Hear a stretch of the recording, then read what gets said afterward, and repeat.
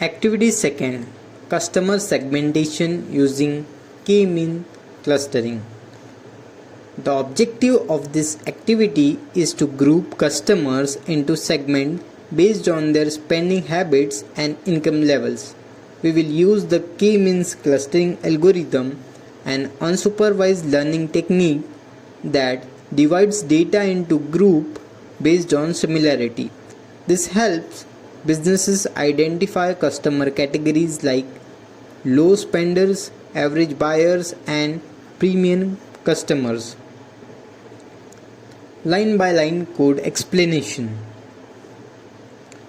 We start by importing the necessary libraries: pandas, numpy, matplotlib, seaborn for visualization, and k-means for clustering. Step 2. Creating dataset.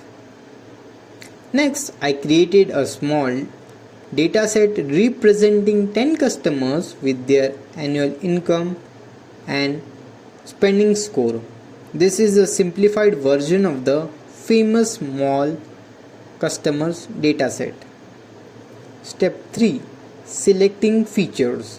Then I selected the two numerical columns that we will use for clustering: annual income and spending score. Step 4. Standardize data. Before applying k-means, we scaled the data.